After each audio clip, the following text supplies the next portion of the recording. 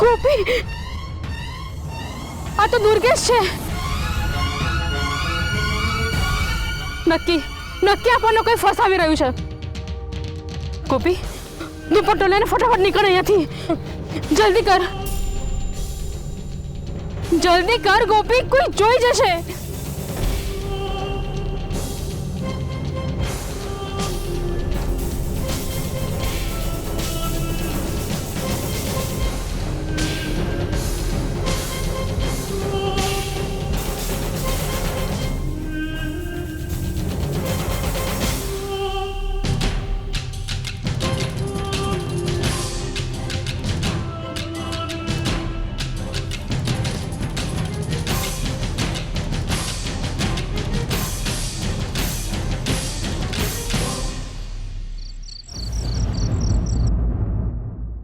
સોમનાથ દાદા, આ શું થઈ ગયું?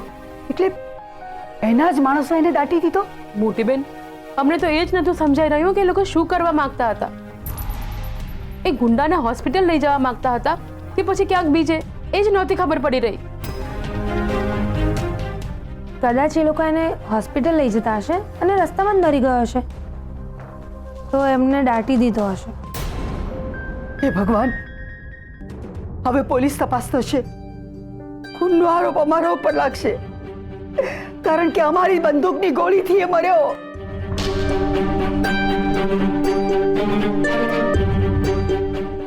કેસ ચાલશે તો સાબિત થઈ ગયું તો અમને જેલ થશે. આપણું ઘર, આપણો પરિવાર, આપણા પરિવારની પ્રતિષ્ઠા. હે ભગવાન. સાસુમાં,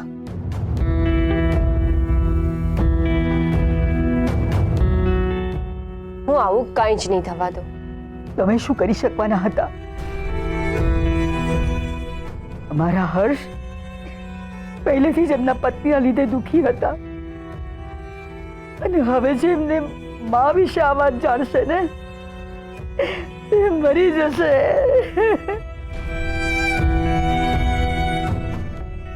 એના કરતા અમારે જીવતે જીવત મરી જવું જોઈએ.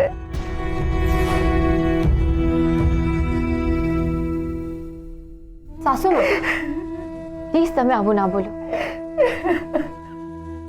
તમે આ જાણી જોઈને નથી કર્યું.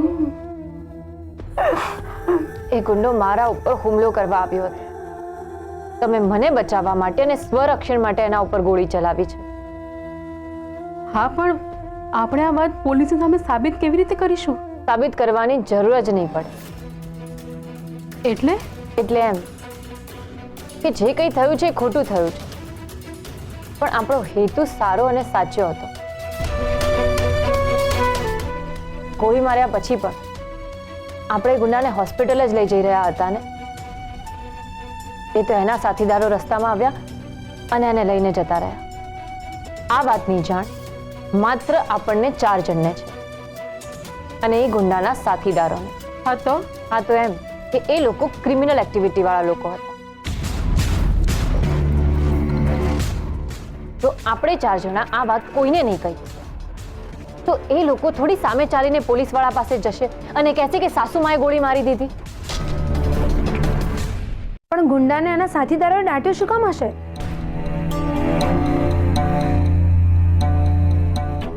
મને લાગે છે એમનો સાથીદાર પોલીસના હાથમાં ના લાગે એટલે એ લોકો એને આપણી પાસેથી લઈ ગયા અને પછી હોસ્પિટલ લઈ જવાનું નક્કી કર્યું હશે, અને એને હોસ્પિટલ લઈ જતા એ મરી ગયો હશે. પછી એની લાશનું શું કરવું એ વિચારીને એને દાટી દીધો હશે. એનો અર્થ તો એ થયો ને એ વ્યક્તિ અમારી ગોળીથી મરી ગયો. ગુનો તો અમારા નામે નોંધાયો ને. હા, પણ તમે આ જાણી જોઈને નથી કર્યું ને. એ ગુંડો આપણા ઘરમાં ચોરી કરવા આવ્યો હતો, ઉપરથી એને મારું મર્ડર કરવાની કોશિશ કરી, એટલે તમે એને મારી. શું ખબર એને મારું મર્ડર કરવા માટે પૈસા લીધા હોય. સારું થયું કે તમે લોકો આવી ગયા. જો તમે લોકો ના આવ્યા હોત તો એ મને મારીને જતો જ રહ્યો હોય.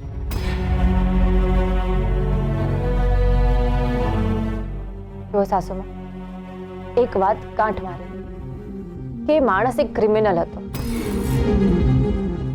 એટલે જે કાંઈ પણ થયું છે એને આપણે અહીંયા જ ભૂલી જવું જોઈએ.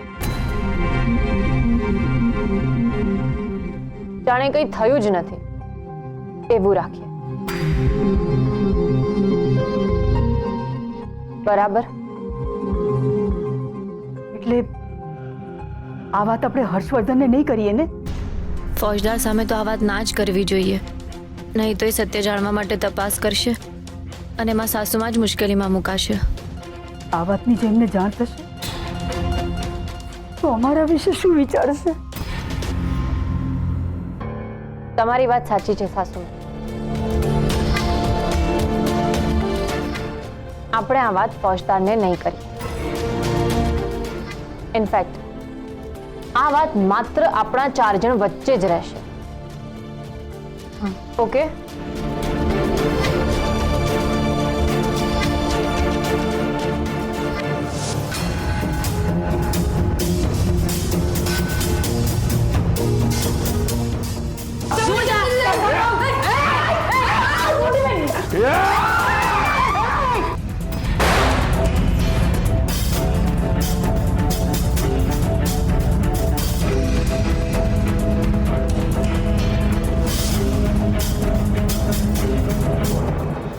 યસ, બાએ જે ગોળી ચલાવી હતી એ દુર્ગેશને વાગી જ નથી.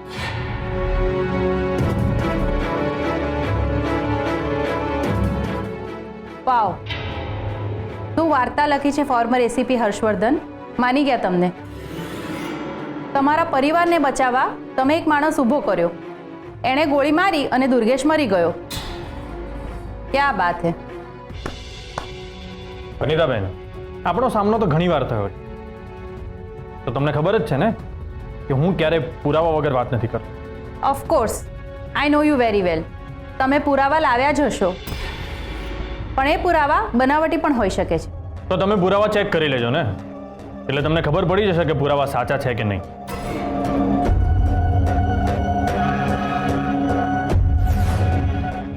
પહેલો પુરાવો.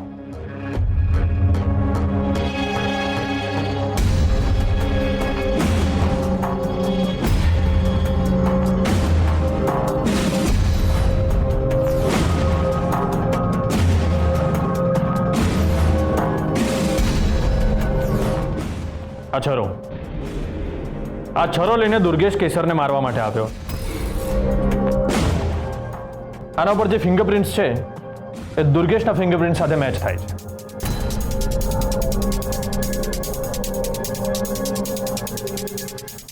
અને અનિતાબેન, આ રહ્યો એનો રિપોર્ટ. કેદાર, દુર્ગેશને મેં જે 2 વસ્તુઓ આપી હતી ત્યારે આ છરો નહોતો આપ્યો, કારણ કે એ છરો કેસરે ક્યાંક સંતાડી દીધો હતો, જે મને ટેરેસ પરથી મળ્યો.